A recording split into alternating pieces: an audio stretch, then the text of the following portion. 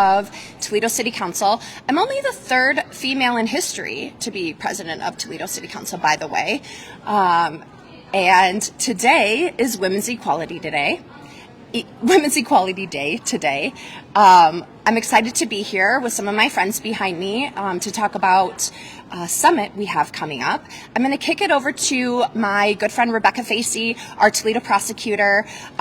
Just a little tidbit that I like to give to folks before I introduce Rebecca, but we went to law school together, and Rebecca was the president of the Women's Law Student Association, and I was the vice president of the Women's Law Student Association. So work like this is not new to us. We are really excited to be here today because we've both been doing this work for a really long time. So thank you for being here.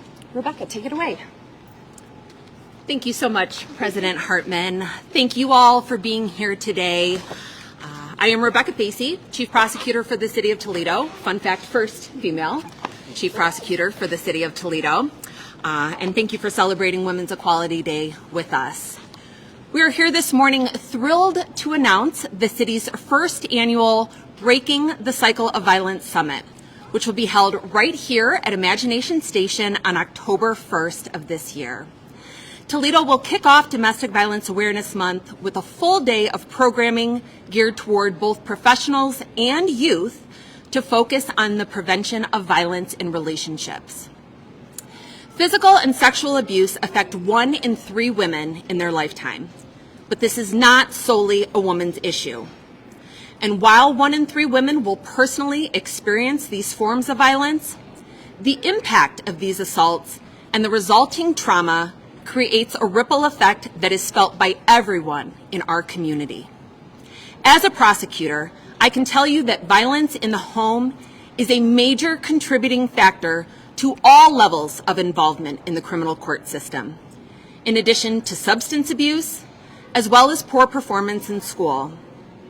And domestic violence is the #1 cause of homelessness for women and children.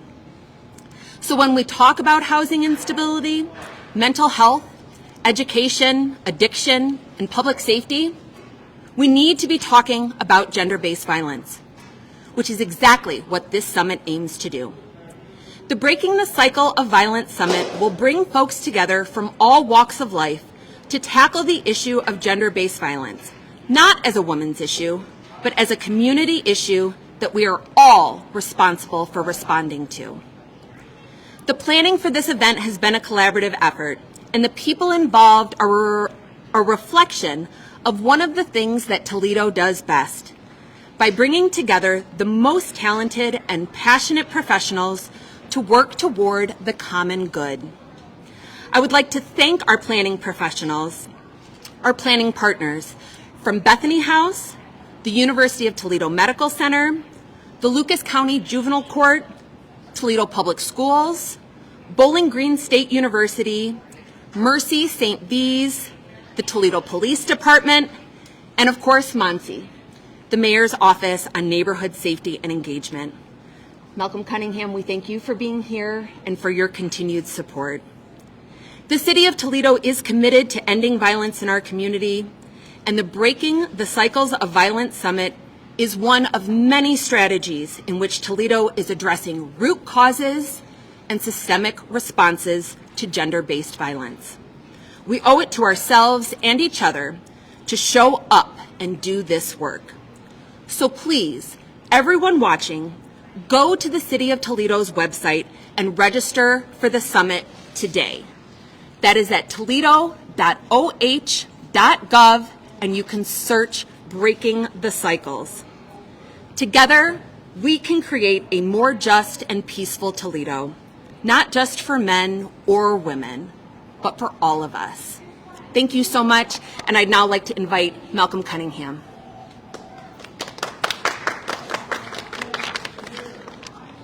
Thank you all so much for having me today. And I also just want to acknowledge up front, there is a clear irony in having a man deliver remarks on Women's Equality Day, right?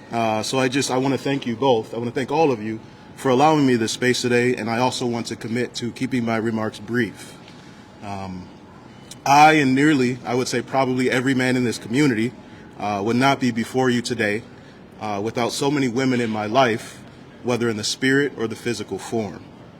So I want to begin by honoring those women that have bolstered, that have mentored, that have supported, that have provided very direct feedback, that have told me about myself, that have perhaps far too often also done the invisible labor, that creates, that sustains, that nurtures life, that nurtures work. So I just want to honor all of those women up front. The reality is that list is endless, but in particular, it does include two people that are very close to me in a spiritual form, and that's my grandmother, Elizabeth Green, and that's my mother, Laverne Green Cunningham, both who continue to support me. So I just want to start by honoring them. Turning to the purpose of this press conference today, I just want to acknowledge a few other things. So what I and certainly the rest of my team at Monty with the Save Our Community program know is that the root causes of violence often bear similar fruit. Whether we're talking about gun violence, whether we're talking about community violence, whether we're talking about intimate partner violence or otherwise, there are shared root causes, right? Those shared root causes often include knowledge, they include attitudes, they include beliefs, they include behaviors, they include cultural norms. But they also include poverty, they also include lack of access to economic opportunity, they also include limited social support, they also include social isolation, uncontrolled substance use, right? The list continues. It also includes poor impulse control, poor communication skills, and a limited ability to manage conflicts. Again, those root causes bear similar fruit, which impacts all of us, which impacts our community. So as referenced, this upcoming conference, Breaking the Cycles of Violence, Red Flags and Real Talk, is one aspect of this community's overall efforts to address this issue of violence against women. And I appreciate being invited in. I truly do. And I know that I will continue to do the work. I know my team will continue to do the work. That work is internal within ourselves. That work is within my role specifically. That work is in the community every single day. That work is with many of the partners that were listed where we've worked behind the scenes to help address or mitigate issues as well. So I want to continue to support. I will continue to, be quiet and work behind the scenes. I will occasionally get on my soapbox as I am today. And I want to again say that I want to work alongside all of you to push for a healthy, safe, and more just world where we respect women. So again, I thank you all for your time. I will again keep my remarks brief, but I am excited to move this work forward. Thank you. Thank you, Malcolm. We're really appreciative of Malcolm's support and work on this summit.